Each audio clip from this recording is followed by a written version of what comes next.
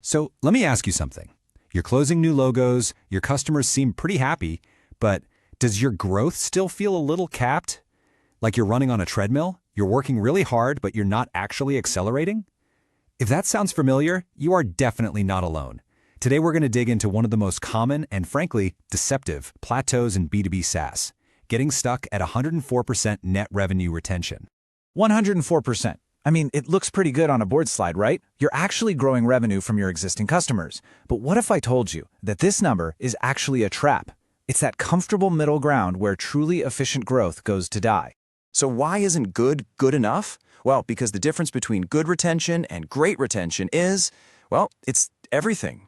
Data from ChartMogul shows us that companies with net revenue retention, or NRR, over 100% grow almost twice as fast. So settling for just good means you're leaving your most capital-efficient growth right there on the table. Okay, let's just quickly define NRR to make sure we're all on the same page. It's not just about keeping customers, it's about growing them. It basically calculates how much your revenue from existing customers has grown or shrunk over time, factoring in all the good stuff like upsells and cross-sells, and all the bad stuff like downgrades and churn. In short, it is the true measure of your customer value trajectory. And listen, this isn't just your problem. It's an industry-wide headwind we're all facing. This data from Pavilion shows that median NRR has actually been trending downward, from 105% just a couple years ago to a razor-thin 101% now. The bar for just surviving is getting lower, but the bar for elite performance? Man, that's climbing higher and higher. So this brings us to what I call the NRR trap. Take a look at these two companies. Both of them have 100% NRR, but are they equally healthy? Absolutely not. No way. Company A is churning a fifth of its customers and is desperately upselling the rest just to tread water. Company B, on the other hand, has a stable, happy customer base with super low churn. Company A is fragile. Company B is foundational. And this quote just nails it. That high churn, high expansion cycle, that's a treadmill. It's not a growth engine. You're running frantically just to stay in the exact same place. It is exhausting, it's expensive, and it is completely unsustainable. True growth, that comes from building an engine. So if you feel like you're stuck on that treadmill, why? Well, it's rarely about a single tactic or a single campaign. It's usually something much deeper. It's a structural failure in how your revenue teams are operating. Let's break down those root causes. The problem often boils down to three things. First, you've got metric silos. Sales is staring at pipeline, customer success is obsessed with retention, and neither one is looking at the other's dashboard. Second, there are no shared definitions. I mean, if sales and CS can't even agree on what an expansion is, how can they possibly collaborate on it? And finally, you've got reactive motions. Your teams are acting based on the calendar, not on proactive signals from your customers. And here's the core issue, really. You're looking in the rearview mirror. NRR, churn rates, those are lagging indicators. By the time they dip, the damage is already done. Elite companies, they focus on the windshield, the leading indicators like product usage, how fast new features are being adopted, and stakeholder engagement. These are the signals that predict the future and give you time to actually do something about it. Okay, enough about the problem. How do we fix it? Well, the first step isn't about some fancy new product feature or pricing model. It's about fixing your internal alignment. You've got to get your people and your processes working together as a single, unified revenue team. Here's a really practical foundation. First, make NRR a shared KPI for both sales and CS. Suddenly, the quality of a deal matters just as much as the quantity. Second, build a joint dashboard with your RevOps team so everyone is looking at the exact same data.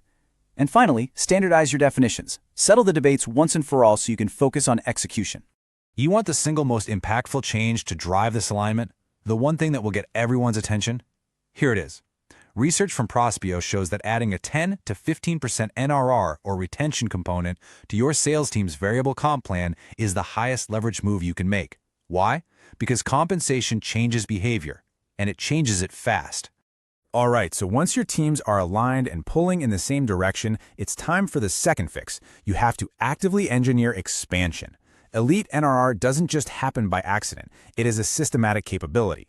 Let's take a look at the playbook. The sources lay out 5 core levers you can pull. You can implement usage-based pricing so your customers naturally upgrade as they get more value. You can totally transform your quarterly business reviews, or QBRs. You can build product-led expansion paths. Think about companies like Slack or Figma. Or you can get proactive about churn and build expansion clauses right into your contracts. Let's just focus on the QBR for a second. because most companies get this really wrong. It should not be a status update. It should be a value delivery session. The very best QBRs follow the 70-30 rule. 70% of the time is for strategic discussion, not you just presenting slides. The entire focus is on connecting your product's features to the business outcomes your customer actually cares about. You know, the secret to timing these conversations is to stop relying on the calendar. The best expansion is triggered by customer behavior.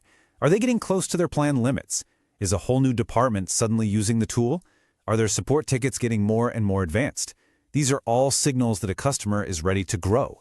Your job is to build a system to detect them. So let's bring all this together. The goal here is to get off that NRR treadmill and build a true, sustainable growth engine. And this requires a fundamental shift in your mindset, from viewing expansion as some happy accident to treating it like an engineered outcome. The key takeaway is this. Getting to 110% NRR and beyond isn't about working harder, it's about working smarter and way more systematically. It's an operational capability that you have to design, build, and measure with the same rigor you apply to acquiring brand new business. So, what does elite actually look like? Well, this data shows it really depends on who you sell to. For enterprise, top quartile performance is above 130%. For mid-market, you're looking at over 120%. And for companies focused on SMBs, just breaking 105% puts you in that top tier. You have to know your benchmark, and then build the engine to blow past it. So, we'll leave you with this question for your team. As you start to build your expansion engine, where's your biggest bottleneck? Is it your people and their alignment? Is it your process and its lack of proactive triggers? Or is it your product and its pathways to growth? Find that constraint, and you found your starting point.